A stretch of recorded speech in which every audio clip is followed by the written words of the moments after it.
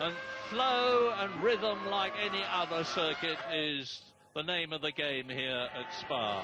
If you get the rhythm right, there's the... Oh, and that is a very big one indeed. It's Jacques Villeneuve.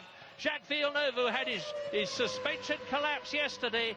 Well, this has to be the unluckiest man in Formula One this year. And amazingly, look at that car. And Jacques Villeneuve gets out of it, and he appears to be perfectly all right. Well, that's Eau Rouge where he went off last year. And we were saying earlier on, weren't we? The red flag is out, as you've seen. But we were saying earlier on, and he had the massive speed over the top there on his earlier run. He's very, very brave through there. And for the second consecutive year, Jacques Villeneuve has been too ambitious in Eau Rouge. Identical circumstances. If you could overlay Jacques Villeneuve in the Williams last year and Jacques Villeneuve in the BAR this year, I think it would be inch for inch the same accident. And thank heavens the result is the same.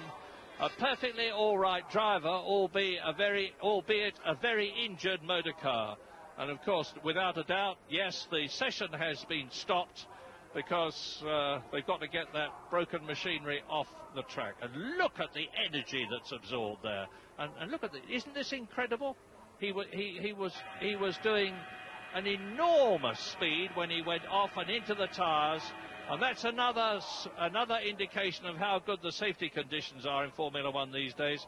As Craig Pollock, who must be thinking, what else can possibly go wrong this year, gets off the pit lane gantry at the BAR position. You might also be thinking that's another $500,000 just gone in the wall, because that destroys everything. Chassis, of course, all the suspension.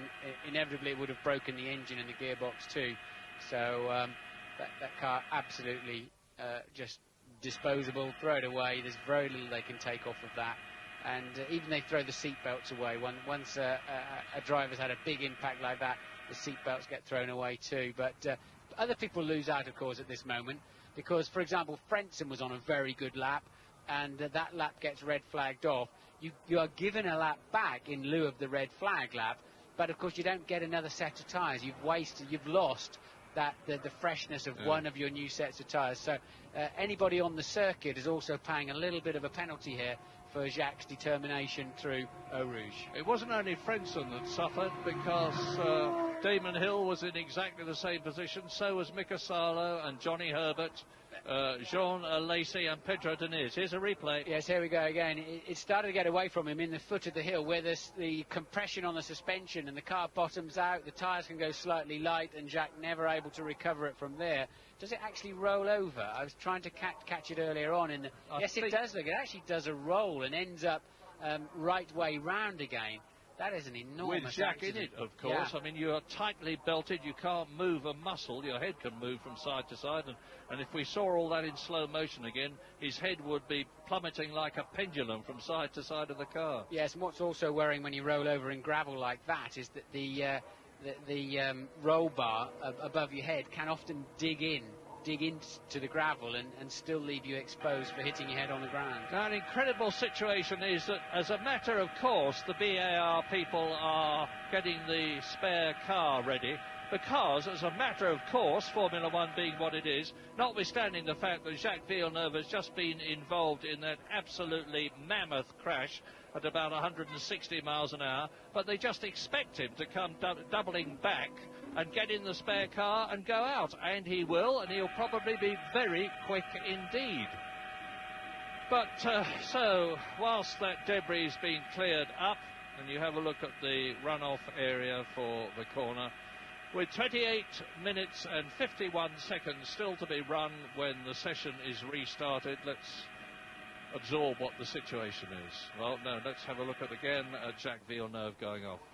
Back end goes straight into those rows of tyres with...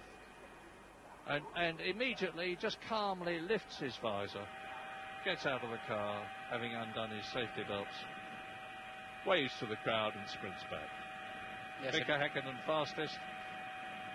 David Coulthard second fastest. So it's looking, as Mika Häkkinen there talks to Adrian Newey, the technical head of McLaren in the garage, like another McLaren front row. And Louise has got Craig Pollock with her. Yes, I have. Craig, that was one hell of a shunt your driver just had.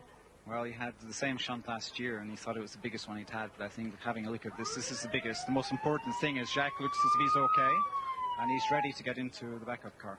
Any idea what speeds he was doing? It's not a question of the speed, I don't know, but I know that he was flat out. Thanks. We're glad he's okay. Well, we've just seen Jack walking into the garage with Erwin Gollner, who is the physio at the BAR team and would have been the first chap to look at him. Yes, I remember having dinner with Jacques in Tokyo last year prior to going down to Suzuka, and he said, oh, let's talk, what's your best ever accident, you know? And he gets so excited talking about his big crashes he had over in IndyCar racing and Eau Rouge here, and Jacques gets quite a buzz out of that sort of thing. While they're clearing up the mess, we're going to take a quick break.